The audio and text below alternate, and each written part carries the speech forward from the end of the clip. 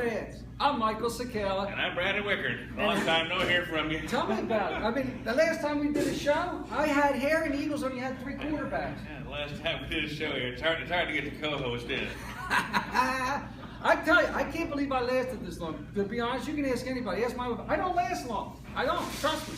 Believe it or not, it was before the start of the NCAA tournament, so we have to give a shout out to the producer for picking Duke and winning in a 44-player event for first place. That was unbelievable. She picked it almost down to the T. It was unreal. NBA playoffs hadn't started yet. I have to throw in, I have to pour it on myself. Another prediction that came true against you. You claimed the Thunder would be the 8th seed. Yeah. I said no, the Pelicans would do it, and Pelicans no, did. You're right. And they, you know. Of course, they're gone already in a 4-0 sweep from Golden State. But now, that's just wrapping up old news. This weekend may be one of the better weekends of the 2015. I mean, everything is playing this week as far as sports is concerned. Let's start off with baseball. Here we are, we're what, about a month in. Like I got in my notes, the Mets are 16-8. And Matt Harvey's already got 5 wins. And I'm saying that doesn't hold. I know, but it's got, I mean, just the start of it, I mean, it's pretty exciting as far as for Met fans out there. I know my buddy Kurt out there is loving life. The Yankees are in first place. I got on here my notes. I think the Royals and the Tigers are going to fight all year long till the end. I also think that on the national side, I think the Cardinals and Cubs, the young guns, they're going to fight all year till the end. Are you surprised with Houston right now? That's my things. Houston is 16-7. There's no other team in that division that's over 500. You know, that's the Angels and the A's and the Rangers. The Angels are 11-12. So they're the second place team. I don't know if Houston can hold that, but it's pretty amazing what they've been doing so far. I would say the Washington Nationals and the Giants started out poorly. Yeah. You know, their first month was kind of a flop. Mm-hmm.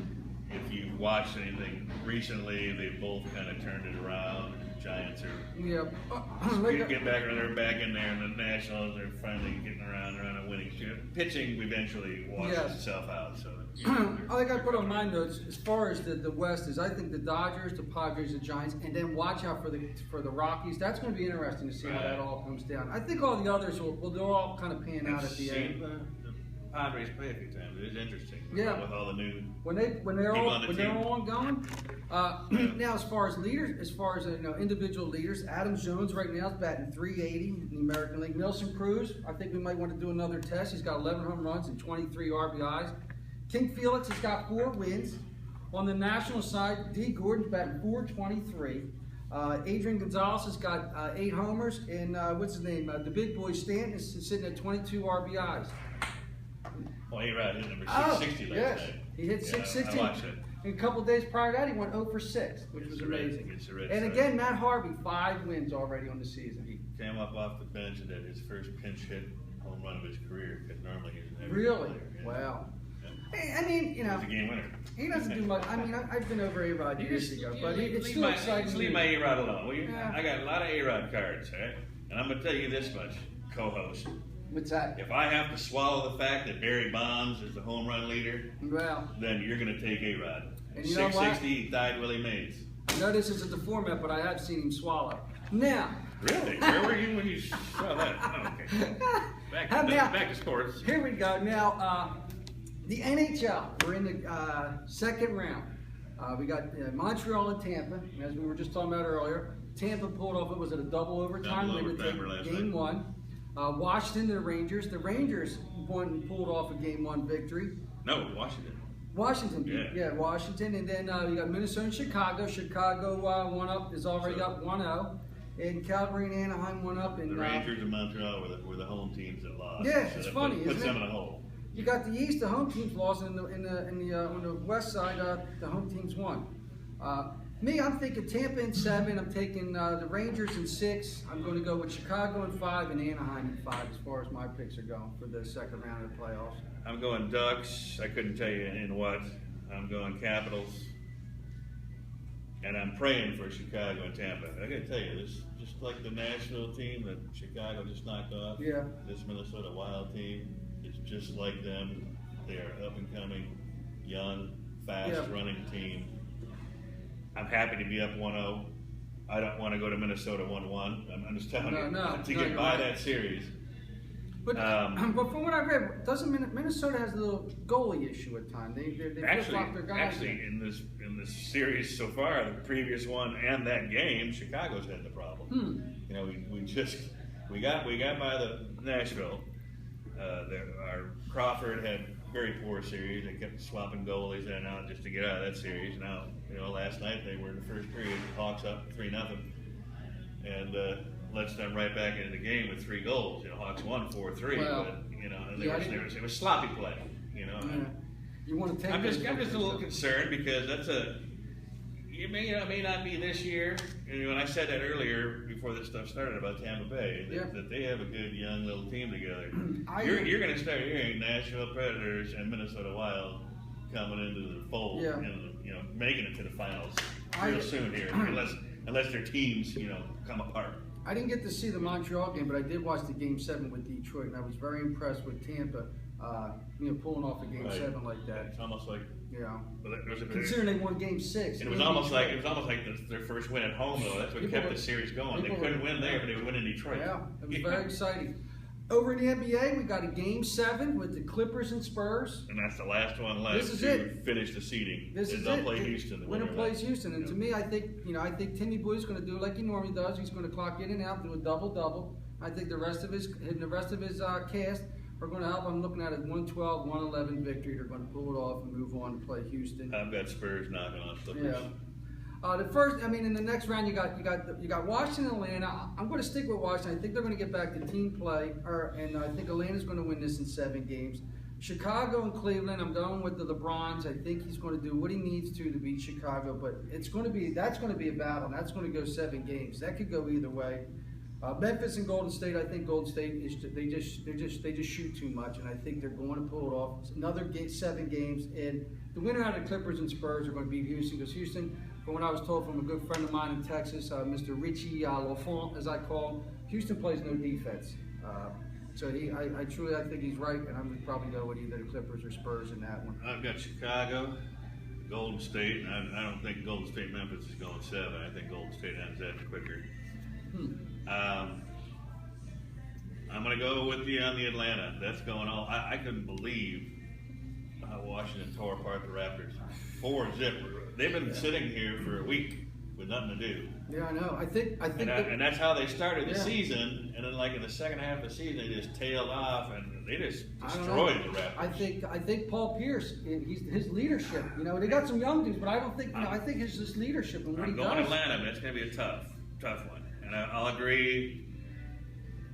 Yeah, I just can't go against the Spurs. I can't go against them. I still think they come out of the Clippers and play Houston. I just think Timmy and company will get it done.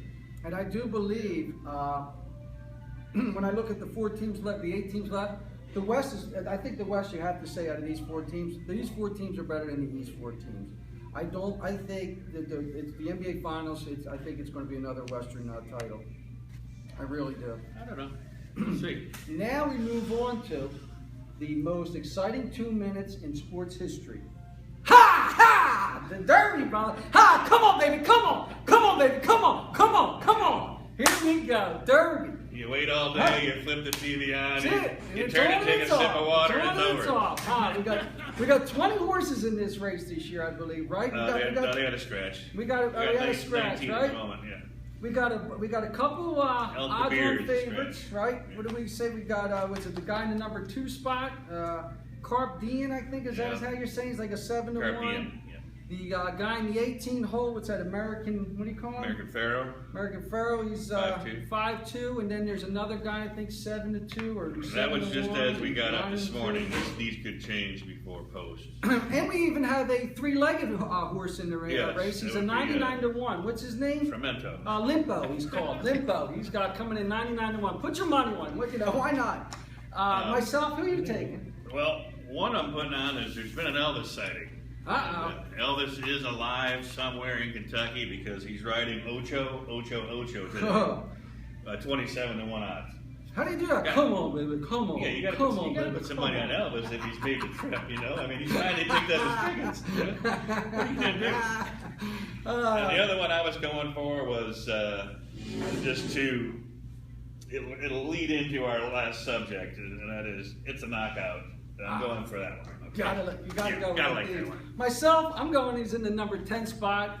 It's my favorite hole. Well, there's a different one, but that's besides the point. It's Fireline. He's just coming off of the Sunland Derby, and he's on Hall of Fame jockeys in the irons. Mr. Gary Stevens. He's 12-1 odds. I'm going to take my As shot. of this morning, he dropped to 10-1. 10-1. See, they must be. Somebody's putting money down. Somebody must have tapped into my laptop and get my notes out here. Son of a. Someone's definitely putting money down. Then, let's talk about, it's sports, not as far as physical sports, the NFL draft is going on right now. And I like it. Gives us something to do, folks, doesn't it? Yes. First round, I think when we were talking earlier, no surprises who won 1 and 2. Kind of unscripted most of the way. We pretty much 1 and 2, I think, it made the most sense. I do, hopefully, what's his name? Winston can stay out of trouble, and Mariano better be able to run his ass because I think he's going to get hit a lot in Tennessee. You were out of town all week. I was hoping you would have read or somebody would have and chimed in on my Facebook post there. I was like, wouldn't it be interesting if Tampa Bay and Tennessee just flipped the whole draft on its ear and took defensive players to start out? Could have. Wouldn't that have been something? I got to tell you, I was telling you earlier. Williams and Fowler gone and turn around the rest of the draft. I like the fact that the Jags went with the hometown hero and took this pass rush speedster. What we were talking about earlier, the Jets. The Jets basically, their defense went from big to even just big and bad. They get arguably, and you ain't going to get much argument out of people, the best player in the draft to fall in 6th. And do nothing. They didn't give up nothing. What do you think about the Rams taking the shot on the? I think it was a good idea. I think it's a very good idea. And then they already have Stacy and Trey Mason from Auburn, 2 young kids. That's true. They can. And Gurley can just. I mean, they don't have to work. They can show them up the last 4 or 5 games of the season, maybe check it out. Yeah. And then it'll be next year when they'll make it big. That's actually. I didn't even think of it that way. They could bring him in the 4th quarter during the jump time and things of that. He's not going to have to do no Peterson speed, recovery, but. As a Cowboy fan, I was pretty happy with the 2 guys. They went from a defensive minded because obviously the running backs we wanted were there. But I do like this kid Brian Jones. He seems like he's 6'1", 199. He seems like he's pretty athletic. Hopefully he possibly become a shutdown corner. And then they took another shot on on another bad boy, this Gregory guy from Nebraska, 6'5", 235, and it looks like he could possibly be a pass rusher. Speed guy on the end, which would be nice once the other one comes back off of his 10 games. And then that rookie we had last year who had that big fumble. That's bad boy, how he's been portrayed through the media. We don't even know. Who knows? I don't know. I wish years ago to Dallas if they're all of a sudden going to start getting back in the bad boys. We skipped on Randy Moss. I wonder if we would have back then. If we would possibly, not that bad. But there was no surprises. You're going to be happy with Hardy. These people are going to shut their mouths whenever he gets playing. I'm going to tell you something. He's got a deal pending with the NFL, and I hope he wins. I hope he sees the hell out of it. I see. Yeah, I mean, he doesn't need to have a 10-game suspension to go along with already having 15. That's 25 games, and there's not even a police report on the dude. I mean, it's a shame. It's ridiculous. But you're right. First round. Out of the first round, there was 15 defensive guys and 7 offensive linemen. I mean, you're right. I'm pretty sure the first round it kind of went a script. There was no real surprises. I mean. It was what it was. It was the first round of a The Giants kind of surprised me coming in the 2nd round, first pick, trading 3 picks. Why did you see that? They swapped their own 2 5th-round picks to jump up to the first pick in the 2nd round to take the safety from Alabama. Yeah. Well, you can never go wrong with these SEC. They got burned last year. You can't go wrong with SEC defensive guys. They're usually fast and they hit hard. As far as Green Bay goes, my team. I like what they did. We lost 2 cover guys. Now we got 2 very athletic guys. I'm happy. Last pick took a receiver. We need to find a linebacker some way somehow. Stab one out of it. It happened. Yeah. No.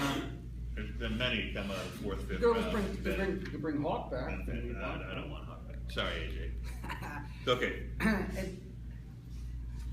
Oh yes, that's right. Our producer, our new teleprompter. They happen to be the 40th anniversary for the draft. 40th for the juice, sweetness. Man, he was tough. Then we got later on tonight, the so-called super bout, the fight of all fights, the one we've been waiting for the last 5 years or so. You got Money Mayweather and Pacquiao hitting it up. In my opinion, I'm calling it the boxer against the puncher.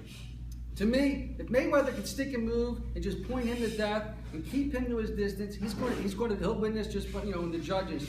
But if Pacquiao, and I know he's going to get in, he's not going to go the whole fight and not get to him. If he can get to him and hit him, I don't know if Mayweather has this, has the stone jaw and he can take hits. So I think if Pacquiao gets him, he could knock a brother out. Have you watched any of the lead-ins to all this? Just one very interesting point. What's that? Really interesting. The guy doesn't go 47-0 without being good, right? This is true. And having a good trainer.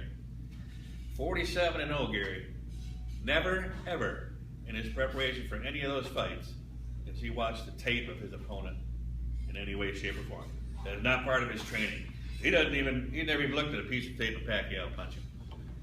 Is that confidence or is that cocky? That's pretty good. That means you say, I don't care what you bring. I'm bringing this. I'm bringing the rain. That's a pretty damn good move right there. If you think from a confidence standpoint. I couldn't believe it. Because then you change your fighing style. I think he learns in the ring, though. He watches right. in the ring. Well, I mean, it's intelligent boxing there. He doesn't. That's what I mean. What he's got to do. Is he an actual boxer then, where he does? Because you would think if you watch somebody's film, you're going to change your style to try to go against your basically so-called. Does not help him if he would, because they're not going to fight him that way. Yeah, so he figures you out as the ring. That's pretty. I didn't know that about him. I do know that he spends $25,000 on a mouthpiece, which I found absolutely absurd. But hey, which he doesn't need because it's big enough, Yeah.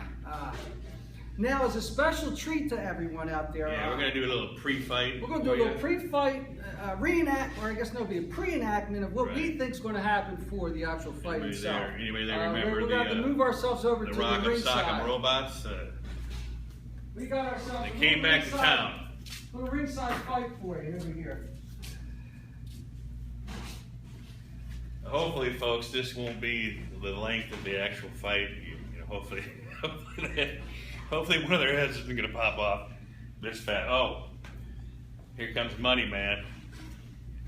Yeah, I mean, if you're going to go to a fight, you got to go to the fight. You know what I mean, people? You got to bring it. Stick and move. Huh, come on. Here we go, the reenactment. Now, who's who in this? I guess this way everybody knows who the heck is who in this fight. Well, I guess since you came all dressed up, what do you want to be? We'll let you be. Should I just be packing out? If you notice, I actually tried to go to goatee like Mayweather. That's why this is it. My wife can't wait till I get home because I look like creepy mustache man. So this goes off in about 5 minutes after the show.